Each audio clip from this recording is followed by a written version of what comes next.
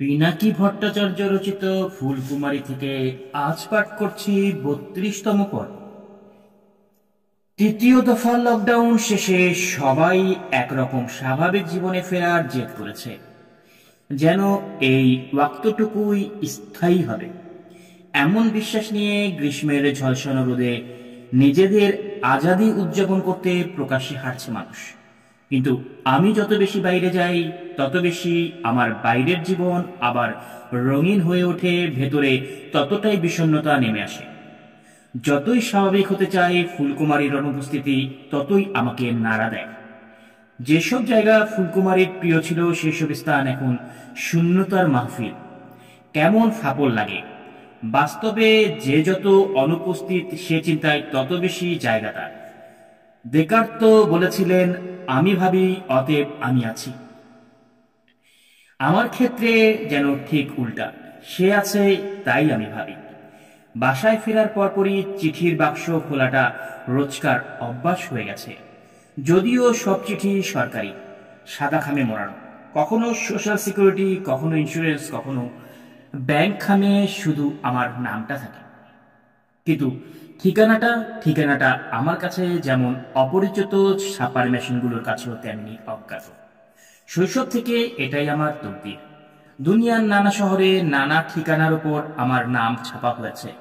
প্রত্যেকটা ঠিকানার সাথে আমি এক একটা কোমল শিকল পুঁতে দেই, কিন্তু কোনোদিন যেতে না যেতে সেই শিকড় উপড়ে ফেলতে হয়। যে ঠিকানাটা একটু ডালাপালা মেলেছিল, সেও এখন এমনভাবে মুছে যায় যেন কখনো অস্তিত্বই ছিল না তার। প্রতিটা জায়গায় আমি একজন আজনবী। এমনকি যেখান থেকে চলে যাচ্ছি, সেই জায়গাটাও আমাকে বলে, কোনো মাটি কখনো আপন হয়নি তোমার। তুমি না ছিলে জলেশ্বরী তলার, না পদ্মার কেউ, না বুড়িগঙ্গার, না সেই রেনের। তোমার সফরের শেষ কোথায়? কিছু মানুষ এমন, জন্মভূমিতে যারা নির্বাসিত, নিজের দেশে যারা মুজাহিদ, আপন জন্মের কাছে যারা আজনবী, এমন মানুষের জন্য দাঁড়ানোর মাটি নেই কোথাও। আমরা ভাবি আমরা হয়তো পালাতে পেরেছি, পাখিদের মতো উড়ে যাচ্ছি কোনো প্রাচীন খোয়াবের দিকে, কিন্তু সময় পেরিয়ে কোথায় পালাতে পারি আমরা?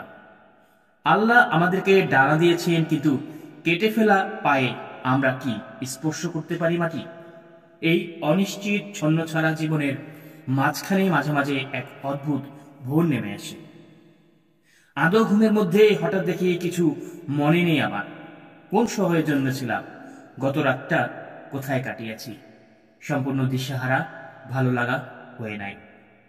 ঠিক তখনই জানালার বাইরে দেখি আলো অন্ধকারের মধ্যে ঢেকে যাওয়া এক আজনবী শহর ধীরে ধীরে জেগে উঠছে।